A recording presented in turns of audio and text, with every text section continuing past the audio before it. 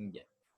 Entonces vamos a empezar con el primer parásito de los nemátodos.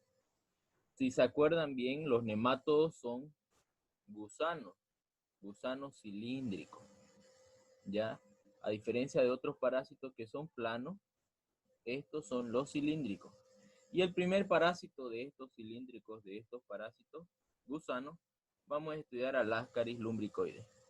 Puede haber puesto otro título, ¿no? Parasitosis intestinal por Ascaris o por otro título, pero este título nos va a ayudar a recordar que se trata de Ascaris y que parece una lombriz. Entonces, al acordarnos de lumbricoides, nos vamos a hacer acuerdo igual que es un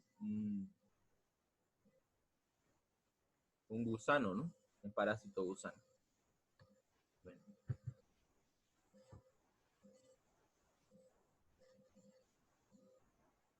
Voy a ir aceptando a más de sus compañeros, todavía siguen llegando.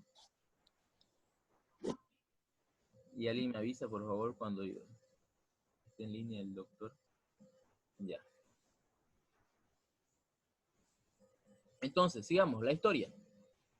La historia, como sabemos desde la antigüedad, muchas veces las personas se preguntaban cuál era el motivo de las enfermedades. Algunos creían que era castigo de dioses, divino, castigo espirituales o algo así, ¿no? Entonces, no muchas personas creían lo mismo, entonces trataban de buscar alguna fuente o solución para esas enfermedades. Entonces, los primeros hallazgos se hallan en el papiro, como pueden ver aquí. Como pueden ver aquí, papiro de Evers, donde ya menciona estos gusanos y menciona esta planta que vemos aquí, que su raíz podía eliminar a estas parasitosis. Entonces, ¿por qué se añadió el término Ascaris lumbricoides? Primero fue lombrices, porque ya con el advenimiento de otros médicos, ya griegos u otros, entonces creían que provenía a través de la tierra. Creían que venía creían que nos contagiábamos, que obteníamos esta enfermedad a través de la tierra, como el famoso lombriz de tierra, que todos conocemos. Entonces, se añadió el término Ascaris, lumbricoides a través por esto, por las lombrices.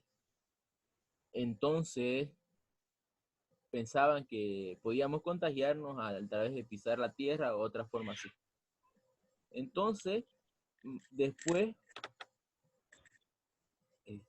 ciertos científicos comenzaron a inocular los huevos de este parásito en perros, en gatos, en cerdos, pero ellos creían que este parásito, como vemos esta lombriz, creían que la hembra liberaba al parásito ella misma, creían que ella misma botaba la larva, entonces no sabían el ciclo de vida, no sabían todavía que es por huevo que se contagia. Ellos creían que este mismo parásito adulto hembra era que ponía la larva dentro del intestino, cosa que no es así entender. Entonces un cierto científico ya se inoculó mucha cantidad de huevos en sí mismo. Voy a deshabilitar su audio. Ya. Entonces este cierto científico se ingirió, ¿ya? Comió esta mucha cantidad de parásitos y tuvo síntomas pulmonares, intestinales, fiebre y todo lo demás. Entonces nunca prueben con ustedes mismos, les digo por experiencia propia. ¿Ya? Entonces ya recién pudieron darse cuenta de que no tiene nada que ver el parásito a la lombriz de tierra. ¿Ya? Entonces siempre hay que aprender de la historia para no cometer los mismos errores, una de las frases, ¿no?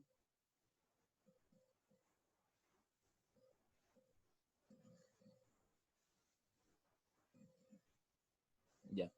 Entonces, esta Ascaris es un parásito cosmopolita, que significa que está en todo el mundo, ¿ya?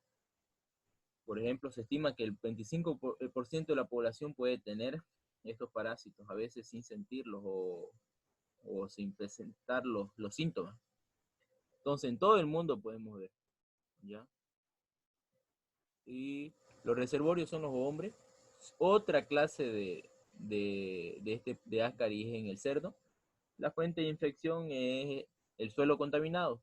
Las, vamos a profundizar más adelante todo eso, ¿ya? Mecanismo de transmisión por vía oral, lo ingerimos el parásito, no hay por otra forma. Y nosotros somos el huésped susceptible, el que vamos a tener este parásito, ¿ya? Entonces, para que vean lo alarmante que es este parásito, entonces hay alrededor de 1 millón de parásitos a nivel de todo el mundo. Una mortalidad por año de 20.000 personas. Es para considerarlo. Entonces, el parásito en sí no es peligroso. Lo peligroso es lo que ocasiona mecánicamente su obstrucción y dónde él se ubique. Vamos a detallar más adelante también. ¿Ya?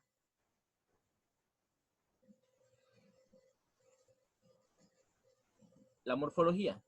Como podemos ver, nosotros tenemos que ingerir un huevo infectado por este Ascaris. Este gusano elimina los huevos y nosotros podemos verlo al microscopio. Este es un huevo con una lombriz dentro que este nos puede infectar. Este es un huevo que todavía no está maduro, no nos puede infectar. Y este es un huevo no fértil, que ni siquiera puede madurar. Este puede madurar con cierto tiempo, ¿no? Pero este ni siquiera puede madurar. Era una hembra que no fue fecundada por un macho y eliminó huevos sin vida, sin futuro. ¿Ya? Entonces podemos, ¿por qué le pongo estas imágenes? Porque así ustedes van a ver al microscopio, ¿ya? Cuando llegue las prácticas, ustedes cada uno van a tener su muestra en sus narices, van a oler eso, que a veces da asco. Entonces van a batir esa muestra y van a poner una gota al vidriecito ese de donde observamos en histología y se van a ver así, mucho más pequeños, pero esta es una foto muy buena. Y este de aquí, como vemos, es un huevo no fertilizado, no, su pared irregular, no tiene una capa mamelonada, como le llaman, puede ponerlo a su glosario. Entonces, y tampoco se observa granuloma adentro, el aspecto granulado, ni tampoco se observa una larva. Ahora, este es un huevo conteniendo una larva, ¿ya? Por ejemplo, podemos ver, cuando veamos en persona, el microscopio no se va a poder ver tan detalladamente, ¿no? Entonces, de este tipo lo van a ver. Voy a tratar de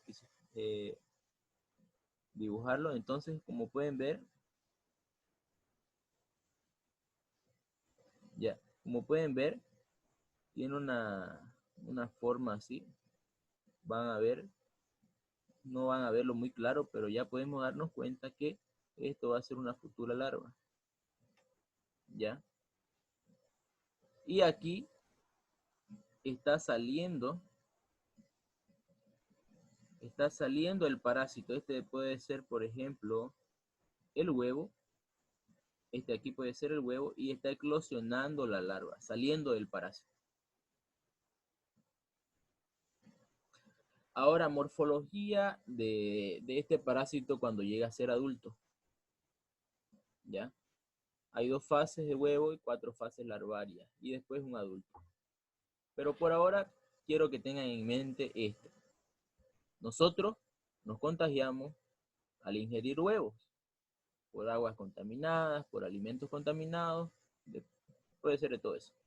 Y los huevos van a dar salida a las larvas y estas larvas van a madurar hasta hacerse adultas, para no complicarnos tanto, ¿ya? Entonces la hembra va a tener una vulva por 2 tubos de genitales, va a tener cierto tamaño, cuando crezca puede medir hasta los 45 centímetros, y el macho puede medir de 15 a 30 centímetros, como podemos ver, es demasiado grande este parásito. Y vamos a darnos cuenta porque el parásito macho es más pequeño que la hembra. Su extremo posterior es, como pueden ver aquí, es curvo, ¿ya? Y la hembra es más recta.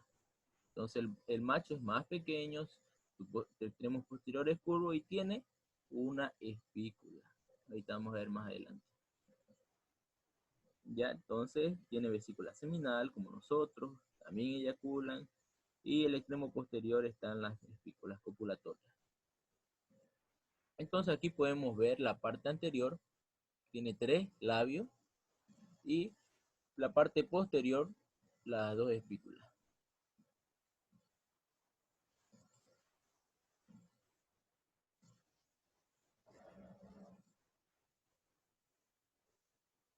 A ver, sigue.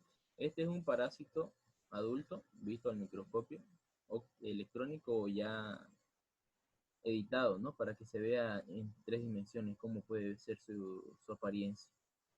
Ahí están los 3 labios y un gusano cilíndrico, redondo. Ya. Este es el ciclo de vida que muestran los libros, ¿ya? Pero en esta clase se los voy a detallar paso por paso. Pero vamos a dar una introducción en este ciclo de vida. Número 1. Nosotros comemos alimentos contaminados. Puede ser a través del agua contaminada por este parásito o por alimentos contaminados de este parásito. Como hablamos más anteriormente, la misma transmisión de la mebiasis y también de la yardiasis, ¿no? Por alimentos contaminados.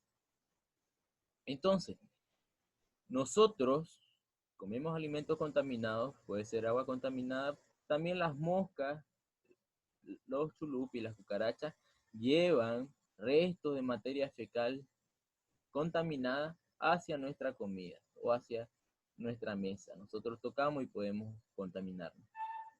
Número 1 es eso. Entonces, como pueden ver, al comer alimentos contaminados, nosotros estamos ingiriendo el huevo. Si el huevo está activo, que ya tiene una larva, entonces va a salir la larva dentro de nosotros.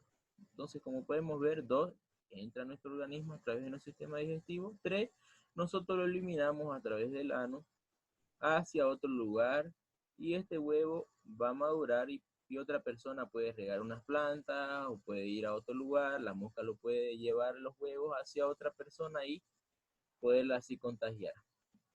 Aunque no entiendan mucho ahorita, pero es una introducción. Ahorita voy a detallarlo poco por poco. Ya, aquí. Voy a ocupar un lápiz.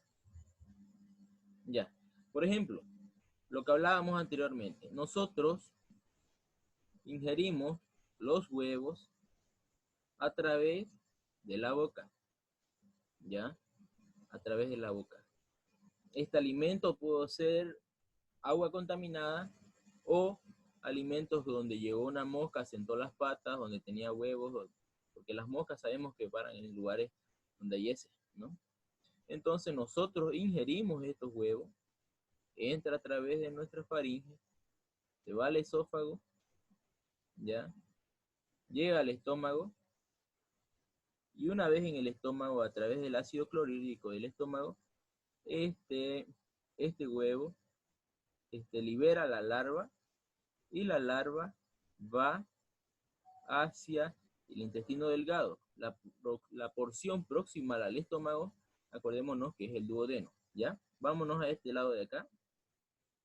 Entonces, una vez que llega al estómago, esta larva puede, ¿ya? Aquí al intestino, perdón, al duodeno del intestino delgado, por cualquiera de estas, mayormente por la venosa, miren bien, esta es la circulación venosa, esta es la circulación arterial. Entonces este parásito, esta larva, como aún es muy pequeña, microscópica, entonces puede entrar a través de la circulación venosa. ¿Pueden ver bien? Puede penetrar el intestino y puede llegar a la circulación venosa. Y como sabemos, ya la circulación más próxima que lleva la sangre de todo lo absorbido es el hígado, al hígado. Entonces, una vez al hígado, el parásito sigue viajando y como sabemos, el destino próximo después del hígado va a ser al pulmón. Pero como es claro, Antes de llegar al pulmón, tiene que llegar al corazón derecho y pasar a través de la arteria pulmonar hacia los pulmones, ¿ya? Por ahora va claro, ¿no? Lo ingerimos por vía oral y liberamos la larva, y la larva penetra nuestro intestino, llega a la circulación venosa para ir posteriormente al pulmón. Pero antes de llegar al pulmón, es obvio que tiene que pasar por el corazón derecho.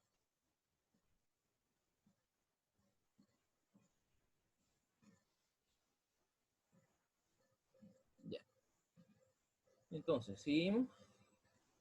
Entonces, ya pasó del corazón derecho, ya, y llegó al pulmón. Entonces, del pulmón, ya, del pulmón, una vez llegado al pulmón, entonces este parásito se puede alojar en los alveolos, la larva. Acuérdense que ya llegó la larva, ¿ya? Entonces, ya puede producir síntomas como tos, esputo, al romper los alveolos puede producir hemorragia. Nuestro cuerpo, por querer defenderse de un parásito, de una larva que está dentro de nuestro organismo, entonces va a demandar sus defensas y va a producir lo que es el moco y esputo y todo lo demás, ¿ya?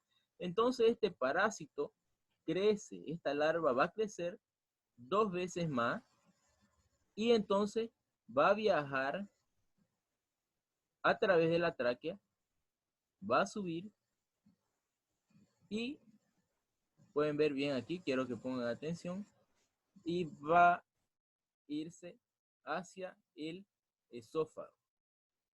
Acuérdense que para deglutir, entonces aquí está la epiglotis, ¿ya?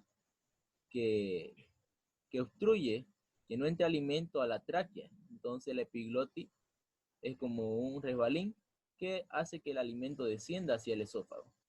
Entonces nosotros sin pensarlo, sin darnos cuenta, podemos tragar a estas larvas. Entonces, estas larvas ya que crecieron 2 veces, tuvieron 2 veces, entonces van a ingresar de nuevo al esófago.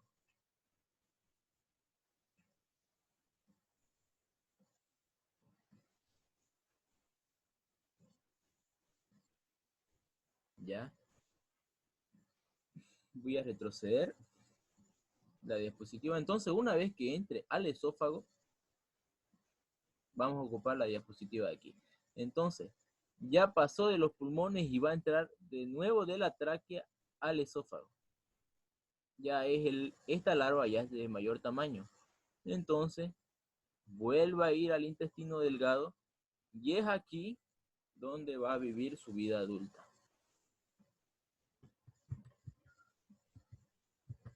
Perdón.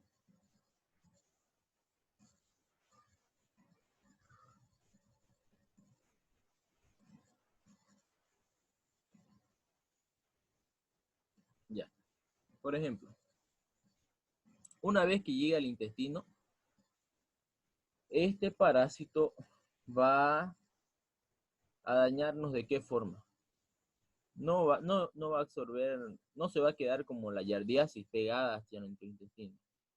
Ella va a ocupar sus músculos que tiene el propio parásito para evitar ser arrastrado por la contracción de los intestinos, ¿ya? No se va a quedar firme. ¿Y cómo va a ser la lucha de este parásito? ¿Cómo nos va a perjudicar? El alimento que pudo ser para nosotros, este parásito va a competir contra el intestino para absorber. Entonces, nosotros vamos a poder ver en nuestro paciente mmm, adelgazamiento, podemos ver, si hay muchos parásitos, podemos ver que hay abombamiento del abdomen igual, ¿ya? Pero ¿a qué quiero llegar con esta diapositiva? Ya mencionamos que el parásito llegó en su forma adulta hacia el intestino. Por ejemplo, aquí este es el duodeno, ¿ya? está quitado el estómago, aquí tenía que estar el estómago, pero pasamos al duodeno.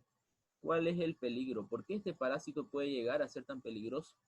Si sabemos que la mayoría de las personas lo tienen. ¿Y por qué hay que tratarlo aún? ¿Por qué hay que tratarlo aún, aunque no sea asintomático? ¿Ya? Porque por más que no ocasione muchos problemas dentro de la luz del intestino delgado, este es uno de los problemas.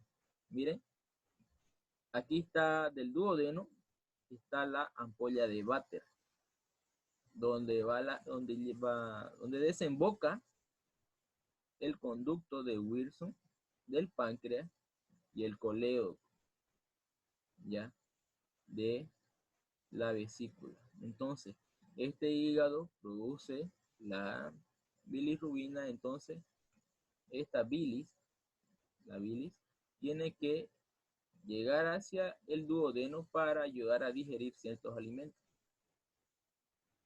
Y el páncreas también va a liberar sus sustancias para la digestión. Entonces, ¿qué pasaría si este parásito adulto se introduce por aquí? Va a obstruir. ¿Qué pasa si hay una obstrucción? Toda esta bilis no va a poder pasar y al tener mucha bilis, esto queda como hablábamos en histología. No sé si se acuerdan, en histología hay medios de cultivo, ¿no? Agar de sangre, agar de chocolate y no sé cuánto más. Un ambiente propicio para que se multipliquen las bacterias y otras cosas. Entonces, imagínense que esto se llene de bilis. Entonces, un ambiente favorable para ciertas bacterias. Entonces, esto se puede infectar, se puede inflamar y producir síntomas de vesiculares. También aquí, si este parásito llega a obstruir el conducto de Wilson, entonces este páncreas, con todas esas sustancias que tenía para disolver algunos ciertos alimentos, para degradarlos, para dividirlos, entonces va a comenzar a dañarse a sí mismo. Y lo que puede producir una pancreatitis es uno de los peores dolores que pueden imaginar una pancreatitis. Entonces, como podemos ver, si llega a obstruir el conducto colédoco, conducto cístico, va a impedir que esa bilis llegue hacia el duodeno. Entonces el paciente va a comenzar a presentar síntomas. Por ejemplo, aquí podemos ver un parásito adulto en uno de estos conductos que va hacia el hígado. Ya este es el hígado. Este puede ser el colédoco, por ejemplo, ¿no? Entonces, una vez que obstruya, la bilis no va a poder salir y, como podemos ver, un síntoma claro cuando es un daño hepático, cuando es una obstrucción biliar, es que toda esa bilirrubina se nos acumula en nuestra sangre porque no puede ser eliminada y podemos ver una ictericia, que es la coloración amarillenta de la piel, de las escleras de los ojos también. Y aquí podemos ver qué pasaría si este parásito adulto llega al intestino y muere. Como podemos ver, una vez muerto, todos los seres vivos no tendemos a descomponernos, ¿no? Entonces eso puede ser un ambiente para bacterias. Como podemos ver aquí, hay necrosis, que es la necrosis, muerte celular. Siempre cuando hablemos de necrosis va a ser muerte celular, muerte de tejido. Entonces, aquí podemos ver ciertos casos. Ya, aquí hay una salida del parásito adulto por el ombligo en un niño. Aquí podemos ver que el parásito sale a través de una hernia que tiene este paciente. Hernia inguinal. Y aquí podemos ver que, como hablábamos anteriormente, ¿no? ¿Por qué el parásito adulto no sobrevive en el exterior? Hablamos de la yardiasis.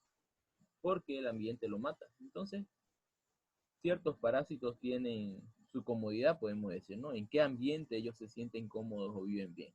Ahora, si el paciente muere, como podemos ver aquí,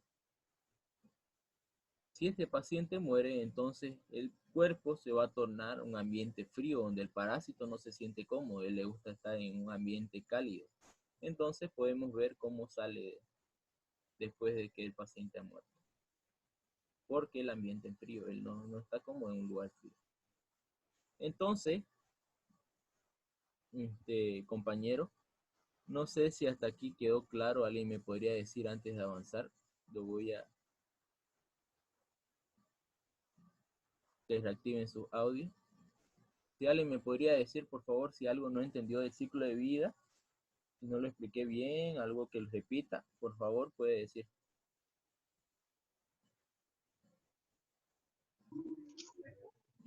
Ya puede haber parásitos lo que son sistémicos, lo que están por todo el organismo, por ahí por una hernia, y hernia se parte el... ¿Puede volver a repetir, por favor? Ya, creo que lo hice muy... Me adelanté mucho a lo último, ¿no?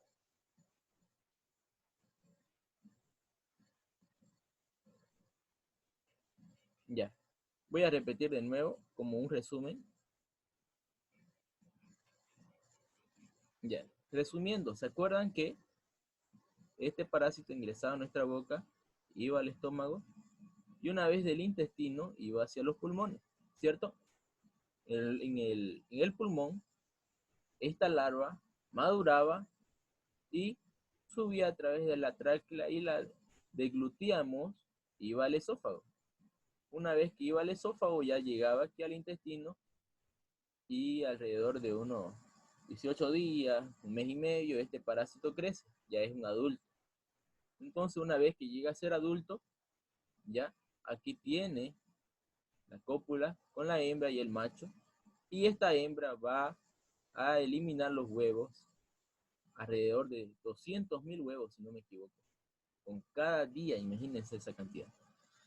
Entonces, a través del peristaltismo, que es las contracciones intestinales, estos huevos iban a ser movidos juntos con las heces a través del ano, ¿ya? Esta heces depende si no hay una buena higiene en la comunidad, en la ciudad, si no hay un buen manejo de letrinas, de sustancias así. Entonces, esta agua pudo ser mal usada y llevar a ciertos alimentos, o las moscas pudiendo llevarla a nuestros alimentos, y así se repite el ciclo. ¿Hasta ahí pudieron entenderme?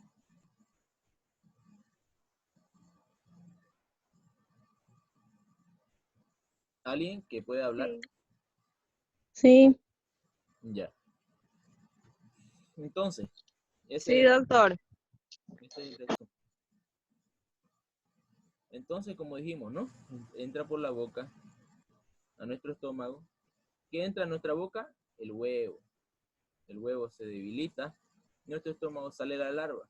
La larva penetra el intestino a través de la circulación, llega al hígado, pasa al corazón y del corazón llegaba a los pulmones.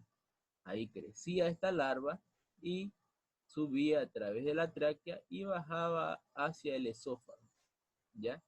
Durante todos estos caminos que él va produciendo algún síntoma en el paciente. En los pulmones, como es obvio, todo es expectoración con sangre y cosas así. Entonces, una vez llegado a nuestro intestino, este parásito ya es un adulto, donde tiene relación macho y la hembra queda depositando hasta 200.000 huevos por día. ¿Ya? Entonces, otras complicaciones aparte del intestino puede ser que obstruya el hígado, donde va el conducto para hacer la bilis, o el páncreas. ¿Ya? Entonces, este parásito, si perfora el intestino, un adulto puede salir a través de, por ejemplo, una hernia inguinal, ¿no? Una hernia es un debilitamiento de la pared que protege a estos órganos. Entonces aquí podemos ver que puede salir. ¿Ya? Esto es en casos muy raros. Aquí está saliendo a través del ombligo, puede ser alguna debilidad, alguna otra cosa. Y cuando no está en un ambiente cómodo, por ejemplo, cuando el paciente muere, va a salir porque su temperatura está fría y no puede aguantar ese ambiente frío. Él quiere un ambiente cálido. Bueno, seguimos. En los cuadros clínicos, en los pulmones vamos a sentir un síndrome de Loeffler, ¿ya? Si lo buscan en glosario sería mejor, ya que es un cuadro respiratorio que parece como si fuera asma debido a esta reacción alérgica que tiene el cuerpo para combatir a esta larva que está en nuestro pulmón, ¿ya? Entonces podemos escuchar sibilancias, que como cuando nosotros escuchamos con el estetoscopio en el paciente, podemos escuchar como un silbido, porque se estrechan esos bronquios. Estertores, que es un sonido como respirar por una burbuja, como botar aire por una burbuja. Entonces, puede simular una neumo de pulmón atípico, ¿ya? ¿Cómo podemos sospechar? ¿Ya? Como nosotros tenemos que ser médicos clínicos, no solamente tenemos que preocuparnos por exámenes y rayos X. A veces si vamos a trabajar a alguna comunidad no vamos a tener esos medios, ¿no? Entonces tenemos que sospechar. Si es un niño, pues los niños comen tierra. Si su piso es de tierra, este paciente, hay mayor posibilidad de que una mosca se asiente o algo por el estilo. Hábitos higiénicos, alimenticios deficientes y vivir en zonas tropicales. Entonces, nosotros vivimos en zonas tropicales también. Diagnóstico, eosinofilia. ¿Se acuerdan? El año pasado en histología han avanzado que cuando hay eosinofilia es mayor cierto porcentaje que va a tener parásitos. Estudios etiológicos. Pero lo que más vamos a ocupar son estos de aquí. ¿Ya? Mucho mayor este de aquí, detección con coproparasitológico. Examen coprológico. Directo o cuantitativo. El cuantitativo es que si contamos de 5.000, menor a 5.000, entonces leve. Si hay 5.000, menor a 5.000 huevos en las heces. Pero si es de 5.000 a 50.000, es moderada, una infección moderada. Y si hay mayor a 50.000 huevos contados en este examen de parasitológico, coproparasitológico, entonces es que es muy grave.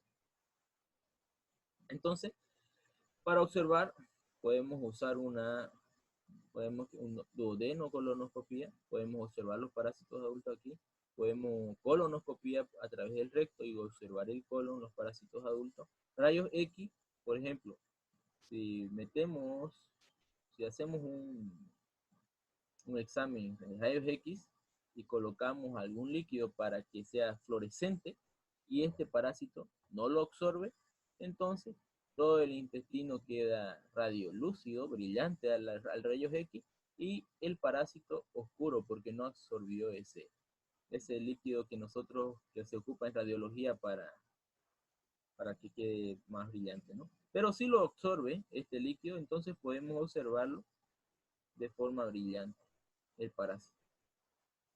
Entonces el examen que más ocupamos en nuestra región es el coprológico, ¿ya?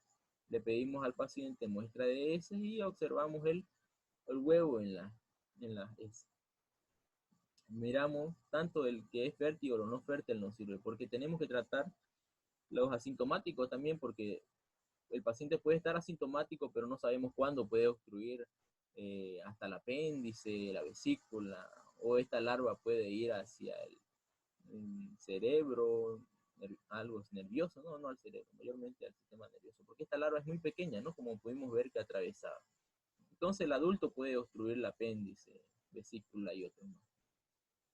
Y también, ¿ya? ¿Qué otro caso podemos ver? El parásito adulto, si hay muchos parásitos adultos, entonces puede llegar a obstruir, porque queda como un manojo de hilos, todos mezclados, imagínense. Todos mezclados, entonces imagínense parásitos adultos de 30 centímetros, 20 centímetros, 45 centímetros, y no solo uno, muchos, entonces pueden llegar a obstruir el intestino, que en una emergencia, si es emergencia, ¿no? Va a tener que ser un tratamiento quirúrgico. Y aquí tengo un video. Voy a tratar de que se vea.